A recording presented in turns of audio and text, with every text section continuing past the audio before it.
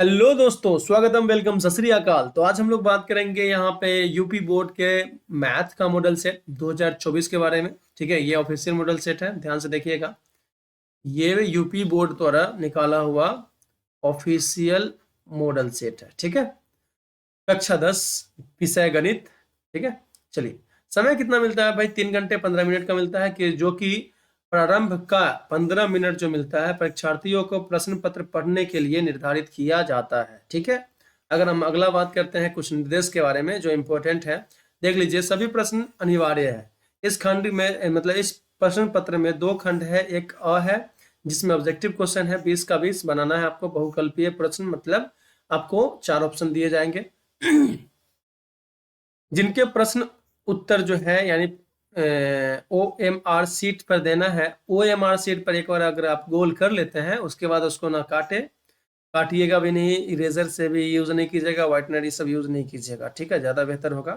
अब हम खंड ब में यानी बी में बात कर लेते हैं। यहाँ पे क्या बोल रहा है कि दूसरा खंड जो है वो ब है, इसमें 50 अंक के वर्णनात्मक प्रश्न पूछे जाएंगे। ठीक है, इसमें कुल 5 खंड है, तो हम लोग उसका खंड को आगे देखेंगे।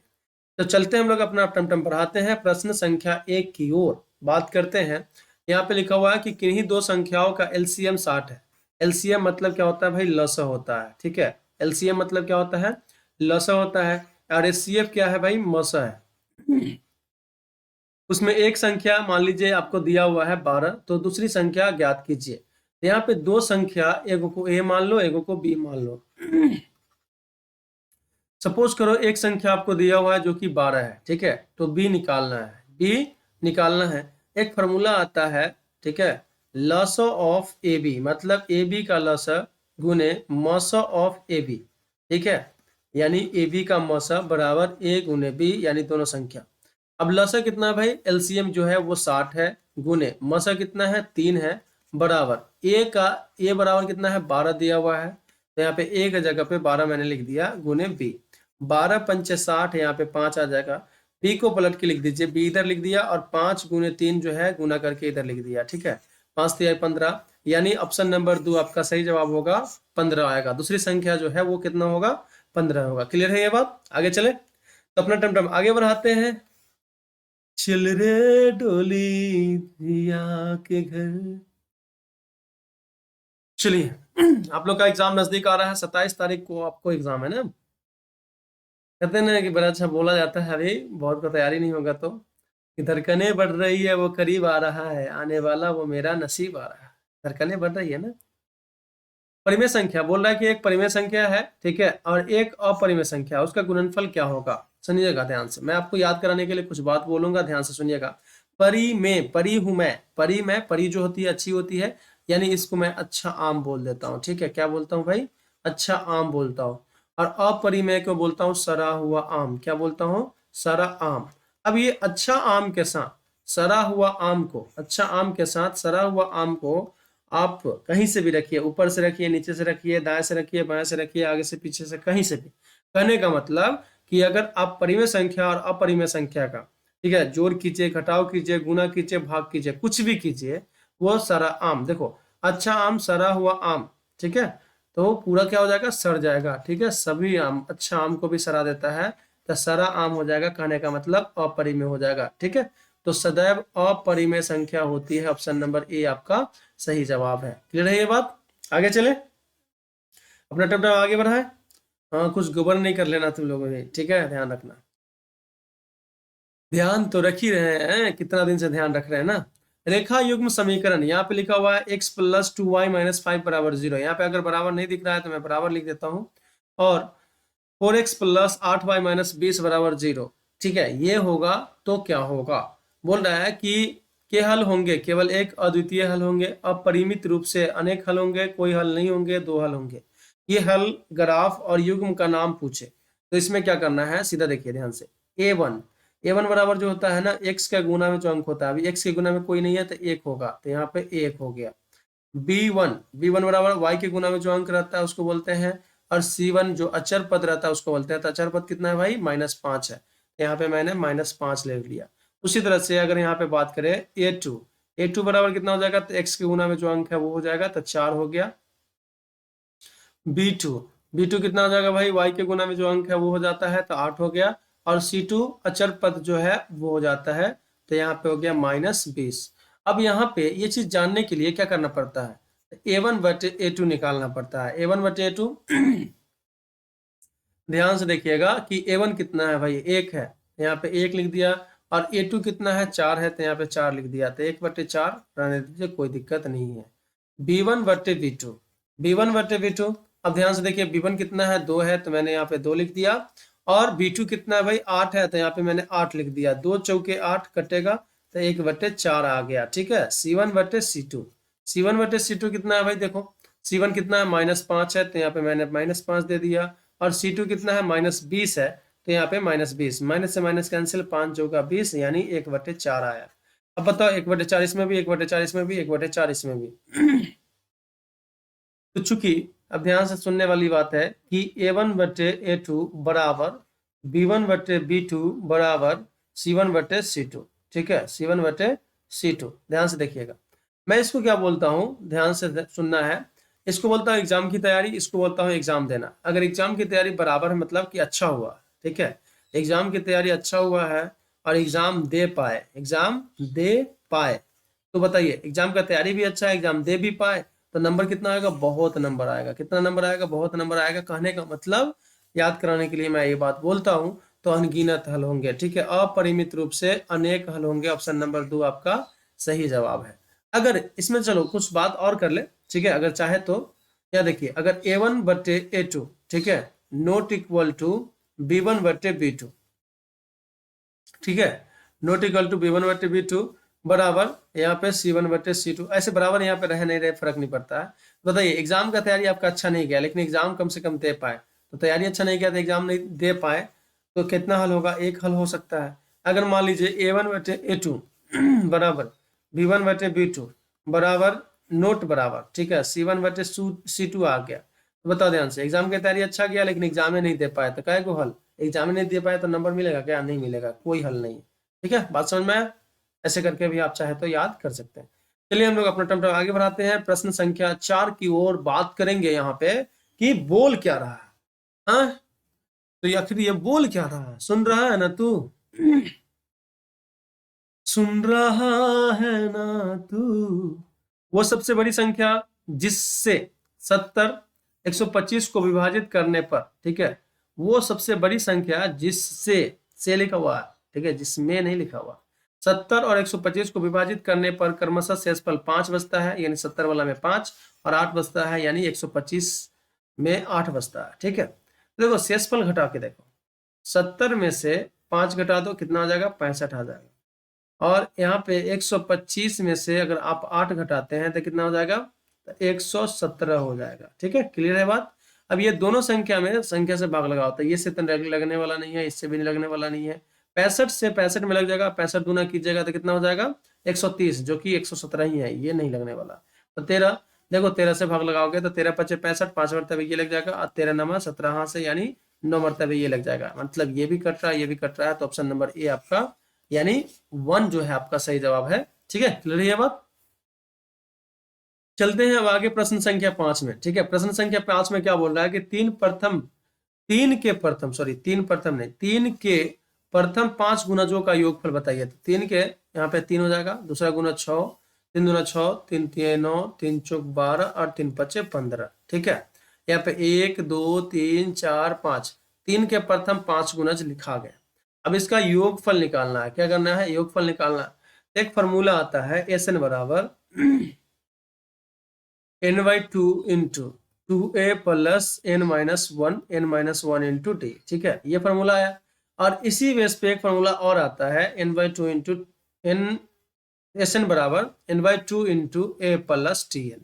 tn जो होता है उसको अंतिम पद कहते हैं। जब आपको अंतिम पद पता रहे तो डायरेक्ट इस फॉर्मूला पे बैठा दीजिए, डायरेक्ट इस फॉर्मूला पे बैठा दीजिए। ठीक है, अंतिम पद पता रहे तो यहाँ पे देखो a बराबर कितना भाई, ये a है और ये tn है, ये क्या है, tn है। ठीक है, तो यहाँ पे देखिएगा ध्यान से, SN बराबर क्या हो जाएगा, n/2, n कितना, पदों की संख्या जो है वो 5 है, तो 5/2, a बराबर कितना है भाई, 2 3 है, और यहाँ पे tn बराबर कितना है, 15 है। ठीक है, तो यहाँ पे हो जाएगा 5/2 गुने 3 और 15 18, तो 2 नामा 18 और 9 पचे 45, यहाँ पे जोड़ के आया 45, यानी ऑप्शन नंबर एक आपका सही जवाब है। ऑप्शन नंबर एक आपका सही जवाब है। अगर आपको यहाँ पे अंतिम पद नहीं पता होता तो आप ये फॉर्मूला लगाते, ठीक है, ध्यान रखिएगा इस बात का, ध्यान रखना अपना, समझे, ध्यान नहीं रखोगे तो फिर कैसे होगा। चलिए देखिए यहाँ पे छठा नंबर क्वेश्चन, अरे ब्लैक आ गया, oh my God, black, black कपड़ा बड़ा अच्छा लगता है ना, कहते हैं ना बड़ा अच्छा कि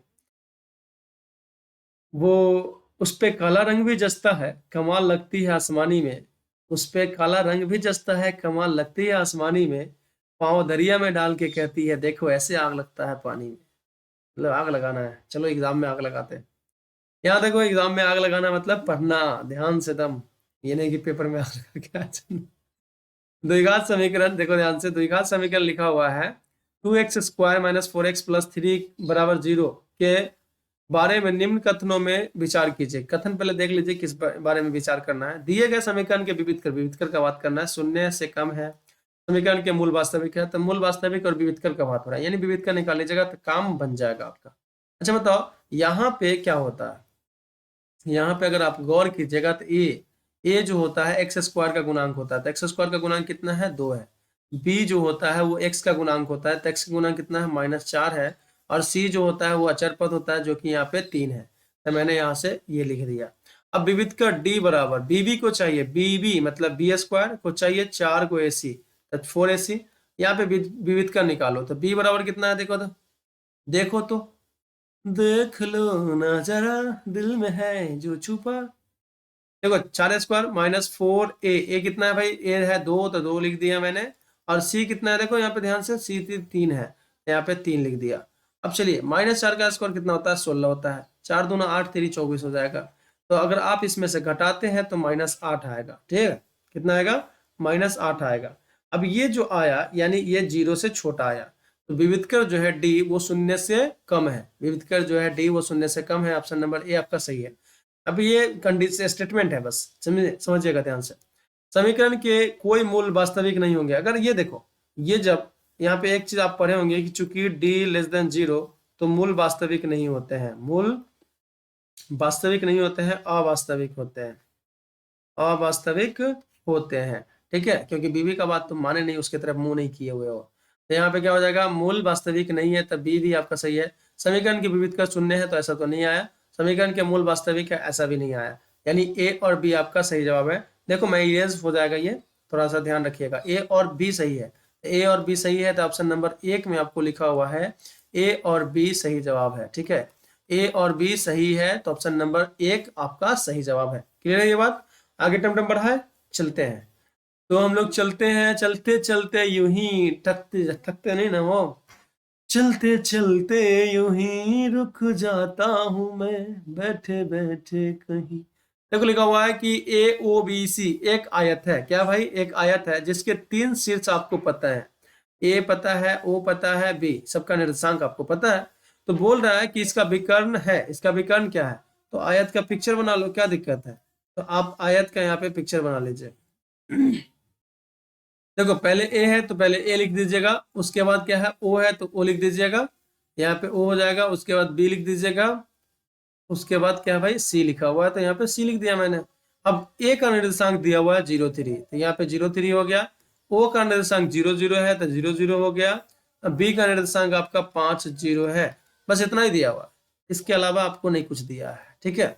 चलिए देखिए, तो इसका विकर्ण या तो ये हो जाएगा, या तो ये हो जाएगा, और नहीं तो ये हो जाएगा। अब बताइए ध्यान से यहाँ जो मिला दिए ये विकर्ण है। अब विकर्ण में आपको इसका दूरी निकालना है, लंबाई निकालना है, तो आपको ए पता है बी पता है, दोनों का निर्देशांक पता है, तो दूरी सूत्र यहाँ पे लगा दीजिए। दूरी सूत्र अगर लगाते हैं आप तो ए बी बराबर क्या हो जाएगा, ध्यान से देखिएगा, √अंडर x2 - x1 का whole square plus y2 - y1 का होल स्क्वायर, ये हुआ। अब आप कंफ्यूज होंगे कि भाई x1 x2 किसको मान रहे हैं। देखो ध्यान से, अगर तुम चाहो तो इसको सेम सेम नहीं लिखते हैं, थोड़ा सा अलग लिखते हैं। चलो देखो, इसको x1 इसको y1 मान लो, इसको x2 और y2 मान लो, चाहो तो ऐसे कर सकते हो, कोई दिक्कत नहीं है, बहुत बड़ी बात नहीं है। देखो x2 minus x1, x2 minus x1 लिखा हुआ है यानी 5 माइनस 0, तो 5 माइनस 0 का whole square plus y2 minus y1, y2 कितना है 0 है, तो यहाँ पे 0 माइनस y1 कितना है भाई, y1 कितना है देखो ध्यान से 3 है, तो यहाँ पे मैंने 3 का होल स्क्वायर दिया, ठीक है। तो यहाँ पे हो जाएगा आपका 5 का स्क्वायर प्लस 3 का स्क्वायर, 5 का स्क्वायर कितना हो जाएगा 25 हो जाएगा, और 3 का स्क्वायर कितना हो जाएगा 9 हो जाएगा, तो यहाँ हो जाएगा आपका 25 और 9 34 हो जाएगा, तो रूट 34, ठीक है, रूट 34 आपका सही जवाब है।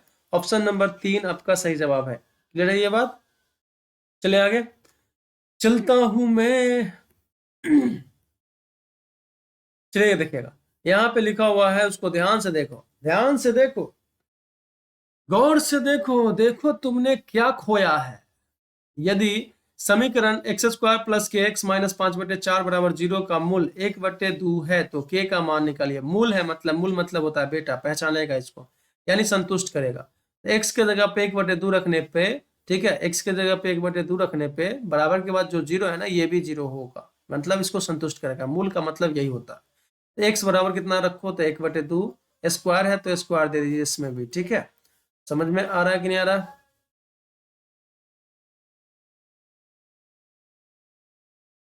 स्क्वायर दे दिए, उसके बाद के है, ठीक है, एक्स है, तो एक्स के जगह पे तो 1/2 रखना है, माइनस 5/4 बराबर 0। अब बताइए के का मान निकालना है, तो ये बाकी सब में के नहीं है, तो इसको उधर भेज दो।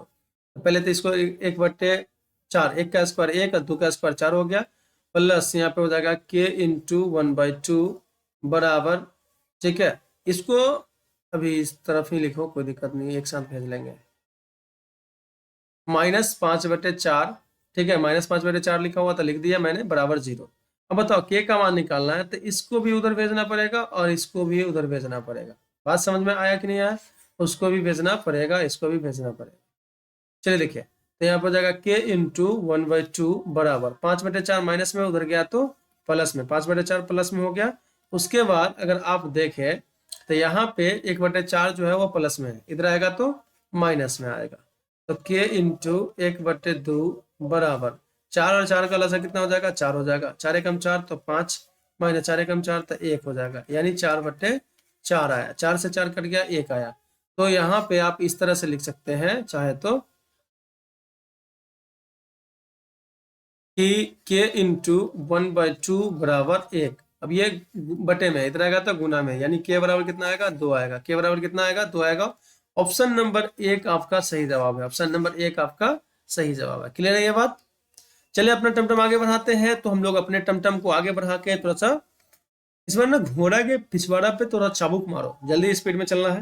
हाँ ठीक है, देखते हैं कि दो त्रिभुज समरूप होते हैं, दो त्रिभुज समरूप होने का दो कंडीशन होता है, ठीक है। दो त्रिभुज आपस में समरूप होंगे, इसका क्या कंडीशन होता है, तो उसका कंडीशन होता है कि संगत कोण, संगत कोण क्या हो, बराबर हो, समकोणिक हो, ठीक है, बराबर हो, और संगत भुजाओं का अनुपात, संगत भुजाओं का अनुपात, भुजाओं का अनुपात क्या हो, बराबर हो, ठीक है, संगत भुजाओं का अनुपात क्या हो, बराबर हो। तो आपको संगत भुजा भी नहीं पता है और संगत कोण भी नहीं पता है, तो उसके लिए थ्योरी देखना पड़ेगा, जो कि अभी इस वक्त नहीं है। तो ये दोनों कंडीशन लागू हो जाएगा तो समझिए वो दोनों त्रिभुज आपस में समरूप हो जाएगा। तो यहाँ पे आपको वो दोनों कंडीशन को दिखाता हूँ। यदि इनके संगत कोण बराबर हो, ऑप्शन तो 1 सही है आपका, यानी कि संगत भुजाएं एक ही अनुपात यानी समानुपाती हो, यानी 2 भी सही है। उपयुक्त दोनों, यानी ऑप्शन नंबर 3 आपका सही जवाब होगा, ये दोनों होगा। उपयुक्त मतलब ऊपर लिखा हुआ जो तीनों, सॉरी दोनों, उपयुक्त दोनों जो है वही सही होगा, तभी होगा। तो ऑप्शन नंबर 3 आपका सही जवाब है। जल्दी से फट से मत मार दीजिएगा, है ना। तो ऑप्शन नंबर 3 होगा, ना कि ये होगा, ठीक है, ध्यान रखिएगा इसका। चलिए हम लोग चलते हैं अगला क्वेश्चन। 10 में यहाँ पे बात किया जा रहा है कि आखिर क्या बात है, आखिर क्या बात है, 10 में से कितना सही हुआ तुम लोग का बताओ ना। यदि एक समकोण त्रिभुज एबीसी में कोण सी जो है वो 90 डिग्री है, ये 90 डिग्री है, ध्यान दीजिएगा, तो AC बराबर 3 सेंटीमीटर और BC बराबर 4 सेंटीमीटर, तो बिंदु C से जाने वाली माध्यिका की माप क्या होगी, बिंदु C से जाने वाली माध्यिका की माप क्या होगी। चलिएगा देखिएगा, यहाँ पे बात करते हैं।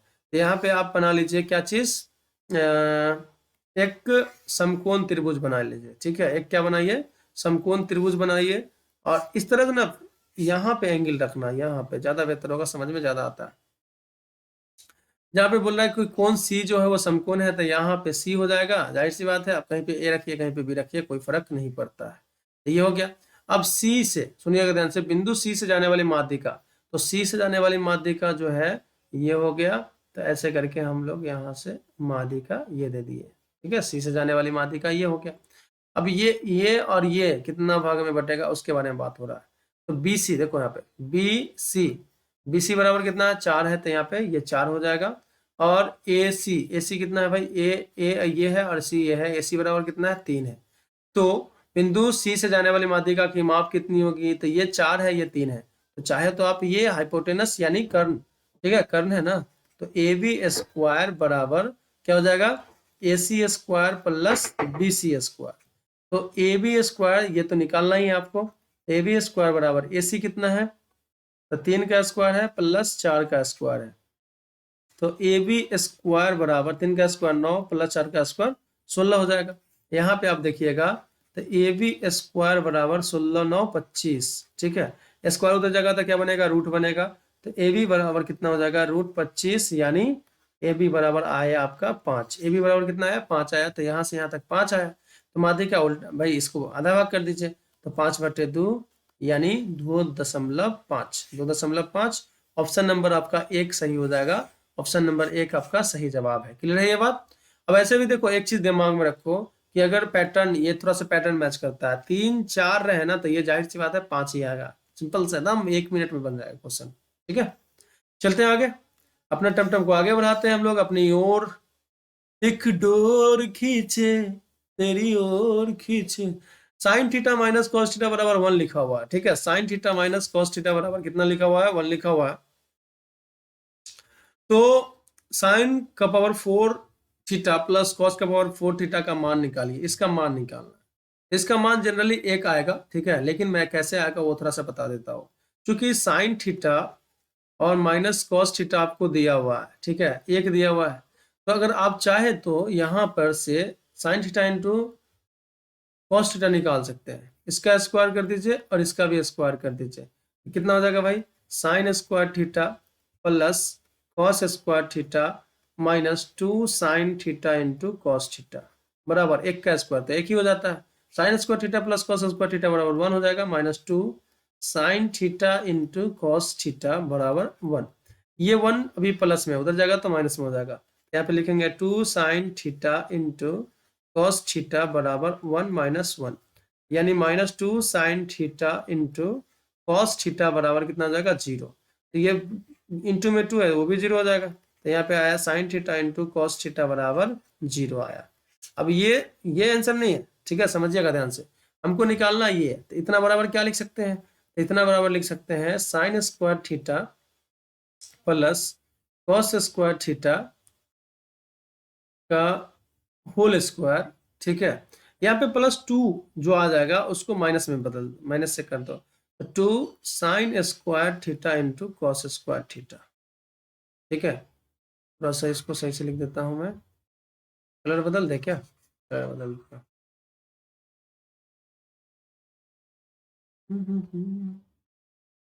चलिए देखिए यहाँ पे, तो sine square theta plus cos square theta, इतना बराबर लिख रहा हूँ, ठीक है, थीटा का होल स्क्वायर।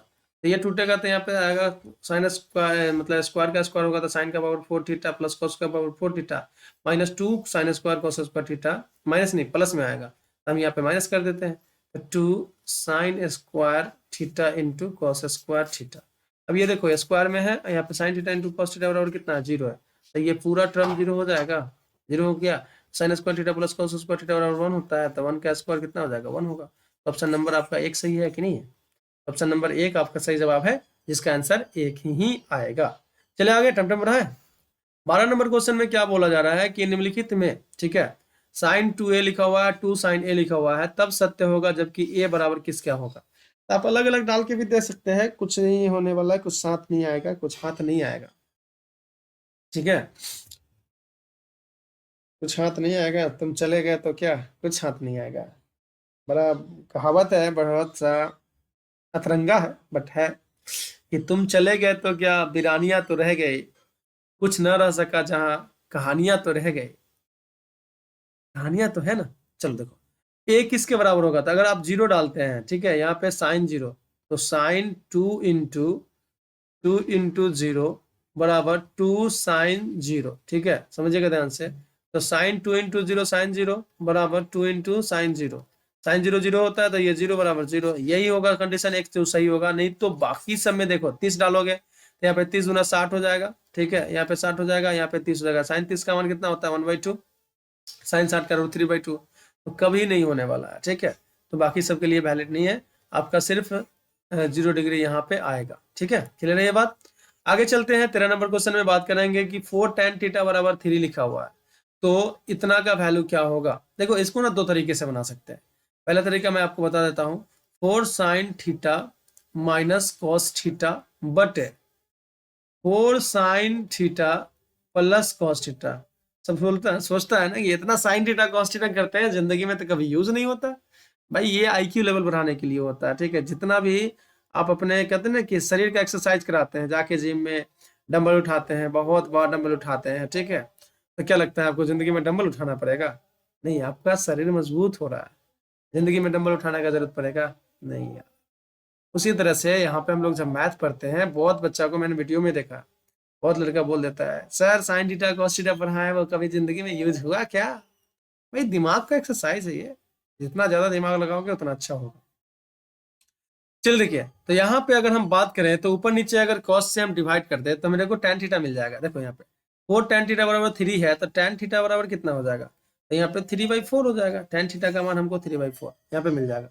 चलिए देखिए क्या करते हैं, 4 sin थीटा बटे साइन थीटा, समय मतलब साइन थीटा नहीं सॉरी कॉस थीटा से डिवाइड करना है।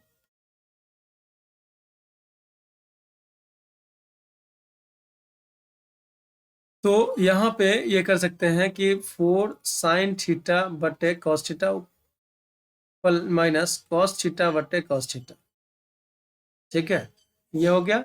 अब यहाँ पे देखिए लिखा हुआ है 4 sin थीटा, इसमें भी कॉस थीटा से ही करना पड़ेगा तब ना ये कॉस थीटा हटेगा, नहीं तो ये क्या ना मैथ हम लोग का पापा का पौती तो नहीं है भाई कुछ लिख दोगे।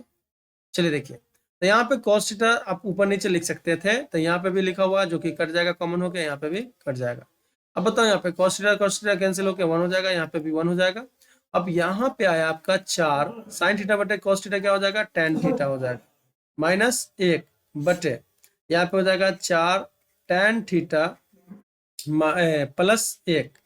अब बताओ tan थीटा का वैल्यू हमको पता है 3/4, यहाँ पे 3/4 रख दो, तो यहाँ पे 4 गुने 3/4 रख दीजिए, प्लस नहीं है माइनस है, -1, यहाँ पे 4 गुने फिर से tan थीटा है ना, tan थीटा का मान कितना हो जाएगा भाई, tan थीटा का मान 3/4 हो जाएगा, तो यहाँ पे 3/4 और प्लस 1 है, 4 से 4 कैंसिल, 4 से 4 कैंसिल, तो यहाँ पे कितना आएगा 3 - 1 बटे 3 प्लस 1, ठीक है, यानी 2/4, तो 2 दूना 4 यानी 1/2 आंसर आएगा। 1/2 आंसर आपका 3 नंबर ऑप्शन में है, तो ऑप्शन नंबर 3 आपका सही जवाब है। तो आपका इंतजार की घड़ी खत्म हुई, जिसका हमें था इंतजार वो घड़ी आ गई आ गई आ, प्यार में हद से गुजर जाना है ना। चलिए देखिए यहाँ पे लिखा हुआ है कि sec a plus tan a into 1 minus sine a का मान क्या होगा। इसमें सिंपल सा एक काम करना, सबको साइन कॉस में बदल देना। अगर साइन कॉस में पहले से है तो अच्छी बात है, नहीं है तो साइन कॉस में बदलो। अरे बकलोल भाई ये क्या है, तो सेक ए है, सेक ए किसका मौसेरा भाई होता है, तो कॉस का होता है, तो 1/cos a हो जाएगा, ठीक है, प्लस tan a को साइन कॉस में क्या लिख सकते हैं, तो साइन a बटे कॉस a लिख सकते हैं। इसके अलावा कुछ लिख सकते हैं क्या, नहीं लिख सकते हैं, इंटू 1 माइनस साइन ए लिखना है, तो ये तो साइन ए में है, तो इसको क्या बदलना है, ठीक है, इसको क्या बदलना है बताओ, 1/cos a plus 1 sign a/cos a, ये एक तरह से भिन्न का जोड़ जैसा लग रहा है, तो cos a का लसा कितना हो जाएगा, cos a हो जाएगा, यहाँ पे हो जाएगा 1 प्लस साइन a, ठीक है, 1 plus sine a into 1 minus sine a, ठीक है। अब देखो ध्यान से a plus sorry 1 plus sine a into 1 minus sine a कितना हो जाएगा, तो a plus b into a minus b बराबर हो जाएगा, तो एक का square minus sine square a बटे कितना हो जाएगा भाई, कॉस ए हो जाएगा, ठीक है। तो यहाँ पे हो जाएगा आपका 1 का स्क्वायर तो 1 हो जाता है, तो 1 माइनस साइन स्क्वायर ए बराबर क्या होता है, कॉस स्क्वायर ए होता है। कॉस स्क्वायर ए बटे कॉस ए, एगो कॉस से एगो कॉस कट गया, तो यहाँ पे आया आंसर कॉस ए। क्या आएगा आंसर, कॉस ए आएगा। तो ऑप्शन नंबर 4 आपका सही जवाब है। पहली बार 4 में पहुंचे हम लोग, ठीक है, पहली बार। ये पहली बार का मिलना भी कितना पागल कर देता है, कुछ कुछ होता है आंखों में। यदि त्रिज्या r सेंटीमीटर है और एक वृत्त के त्रिज्यखंड का कोण थीटा है, तो त्रिज्यखंड का क्षेत्रफल क्या होगा। ये तो डायरेक्ट फॉर्मूला पूछे हुए है ना। फॉर्मूला क्या होता है, त्रिज्यखंड का फॉर्मूला होता है, आप देखिएगा ध्यान से कि पूरे का क्षेत्रफल होता है पाई आर स्क्वायर। तो 360 डिग्री वाला, जिस 1 डिग्री वाला कोण का कितना हो जाएगा, तो पाई आर स्क्वायर बटे 360 डिग्री हो जाएगा। और थीटा डिग्री वाला का तो थीटा से गुणा कर देंगे, यानी पाई आर स्क्वायर बटे 360 इंटू थीटा। तो इसको थोड़ा सा इस तरह से लिखा हुआ है, ऐसा लिखा हुआ ही सही है, इसमें कोई दिक्कत नहीं है। ऑप्शन नंबर ए आपका, ए नहीं 1, ऑप्शन नंबर 1 आपका सही जवाब है, पाई आर स्क्वायर बटे 360 इंटू थीटा। ठीक है, क्लियर है ये बात। चलिए आगे बात किया जा रहा है 16 नंबर क्वेश्चन। ये तो बहुत हलवा क्वेश्चन है, यानी बस चम्मच से उठाइए और सीधा मुंह में डालिए, कोई दिक्कत नहीं, हलवा क्वेश्चन। एक सुराही निम्नलिखित में, निम्नलिखित का संयोजन है, एक गोल और एक बेलन, एक अर्धगोला और एक बेलन, 2 अर्धगोला का, एक बेलन और एक शंकु का। देखो सुराही जो होता है ऐसे होता है और ऊपर ऐसे होता है, ठेपी लेखा होता है कि नहीं होता। तो ये गोला हुआ, ये क्या हुआ भाई, गोला हुआ, और ये क्या हुआ, बेलन हुआ। ठीक है, तो गोला और बेलन का संयोजन होता है, गोला, एक गोला और एक बेलन का होता है। तो ऑप्शन नंबर 1 आपका सही जवाब है। ऑप्शन नंबर 1 में आपका सही जवाब हो गया। समझ में आया कि नहीं आया, चलिए अच्छी बात है। चलिए आगे बात करते हैं, अपना टमटम को आगे बढ़ाते हैं और दिल थाम के देखिए यहाँ पे। चलिए आ गया 1 से 10 तक की धनात्मक विषम संख्याओं का माध्य क्या होगा। 1 से 10 तक की धनात्मक विषम संख्या, धनात्मक विषम संख्याओं का माध्य क्या होगा। तो भाई देखो ध्यान से, 1 हो जाएगा, 3 हो जाएगा, 4 5 हो जाएगा, 6 7 हो जाएगा, 8 9 हो जाएगा। बात समझ में आया कि नहीं आया। तो यहाँ पे इसका माध्य, माध्य मतलब बीच में होता है, तो एक को देखो 2 इधर है, 2 इधर है, 5 होगा। जाहिर सी बात है, ऑप्शन नंबर 4 आपका सही जवाब होगा।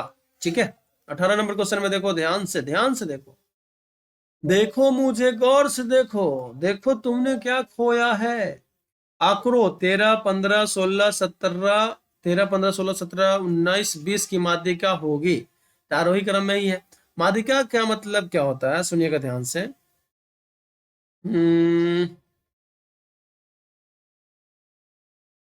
अच्छा, माध्य एक्चुअली वहां पे 5 आता, लेकिन इस तरीका से नहीं बनता है। ठीक है, पिछला क्वेश्चन को देखने तो 5 आंसर आएगा नहीं आएगा वो तो अलग बात है, बट मैंने तरीका थोड़ा सा गलत बता दिया। 1 होगा, उसके बाद कितना है, 1 2 3 4 5 6 7 8 9। ठीक है, माध्य जो निकलता है उसको प्लस करके, ठीक है, आंसर उतना ही आएगा, लेकिन इस तरीका नहीं था। यहाँ पे क्या को संख्या है, तो 1 2 3 4 5 संख्या है, तो 5 से भाग कर दीजिए, कितना हो जाएगा 10, और 10 5 15, और 10 25, 25 बटे 5 यानी 50 25, तो ये 25, यानी ऑप्शन नंबर 4 सही है। हम ये नहीं बोल रहे कि गलत है, बट तरीका ये है माध्य निकालने का। ठीक है, ओके। चलिए अब बात करते हैं माध्यिका के बारे में। ठीक है, माध्यिका राधिका, माध्यिका राधिका 13 15 16 17 19 20 की माध्यिका होगी। देखो इधर 2 संख्या, इधर 2 संख्या है, तो ये दोनों को क्या करो, जोड़ दो, बटे कितना कर दो, 2 कर दो। ठीक है, तो 16 और 17 को जोड़ेंगे तो 33, बटे कितना 2, तो 33 बटे 2 ऑप्शन नंबर 3 में आपका सही जवाब है। इंतजार आपका हो रहा था, आप तो सोच ही नहीं रहे थे। कैसे होगा, उम्मीद लगा के बैठे हैं। हाँ? इश्क हमने छोड़ दी इस उम्मीद में कि गम नहीं मिलेंगे, अब रातों में हमारे आंखों नम नहीं मिलेंगे, हमको हमसे बेहतर मिल जाएंगे, बट हम दोनों को हम नहीं मिलेंगे। यदि कुछ प्रेक्षणों, ठीक है, प्रेक्षणों का माध्य 27 तथा बहुलक 45 है, तब माध्यिका क्या होगी। चलो इसका ना एक फॉर्मूला आता है, फॉर्मूला क्या आता है, बहुलक बराबर, ठीक है, बहुलक बराबर 3 गुने माध्यिका, ठीक है, माध्यिका 3 गुने माध्यिका माइनस 2 गुने माध्य। मैं इसी पे लिख रहा हूं क्योंकि जगह तो है नहीं। बहुलक कितना भाई 45 है, तो मैंने 45 लिख दिया बराबर 3 गुने माध्यिका, माध्यिका को x मान लो, x का मान निकाल लेंगे, ठीक है, माध्यिका ही ना निकालना है, माइनस 2 गुने माध्य कितना है भाई 27 है, तो यहाँ पे मैंने 2 गुने 27 लिख दिया। तो 45 बराबर 3x माइनस 27 गुना कितना हो जाएगा 54 हो जाएगा। ठीक है, बात समझ में आ रहा है। अब चलिए यहाँ पे थोड़ा सा चल लेते हैं कि x का मान निकालना है, तो ये वाला को उधर भेज दीजिए। तो यहाँ पे 45 पहले से था, तो 3x बराबर 45 पहले से था, आप प्लस 54, ठीक है, प्लस 54 तो हो जाएगा 3x बराबर 5 4 9 और 6 4 9 99, यानी x बराबर कितना हो जाएगा, तो 99/3 33 99 हो जाएगा। तो यहाँ पे x का मान आएगा 33, x का मान कितना आएगा भाई 33 आएगा। तो ऑप्शन नंबर में देखो तो 33 कहाँ पे है, तो ऑप्शन नंबर 2 में आपका सही जवाब है, ऑप्शन नंबर 2 में आपका सही जवाब है। क्लियर है ये बात, चलते हैं। अब हम लोग चलते हैं, लास्ट क्वेश्चन है ऑब्जेक्टिव का, तो उस पर थोड़ा सा बात कर लेते हैं। ध्यान से देखिएगा 20 नंबर में कि जब एक पासे को फेंका जाता है तो 3 से छोटी एक विषम संख्या, 3 से छोटी एक विषम संख्या कौन होगा, 1 होगा। एक आने की प्रायिकता क्या होगी, समझिएगा ध्यान से। अगर आप पासा फेंकते हैं तो पासा का कुल संभावना कितना होता है, 6 होता है। घटना की संख्या कितना आया, 1 आने का मतलब कि घटना की संख्या 1 हुआ। तो प्रायिकता जो होता है वो क्या होता है, घटना की संख्या यानी n ऑफ e बटे n of s। n of e मतलब क्या हुआ, तो घटना की संख्या जो कि 1 है, और n ऑफ s का मतलब होता है कुल संभावना जो कि 6 है। तो 1/6 आएगा, ऑप्शन नंबर 1 आपका सही जवाब। एकदम हलवा क्वेश्चन था। आई होप आप लोग को अच्छा लगा होगा। और प्लीज अगर आपको सब्जेक्टिव प्रश्न चाहिए, सब्जेक्टिव प्रश्न का आंसर चाहिए, तो मैं वो भी डाल दूंगा। Thank you so much.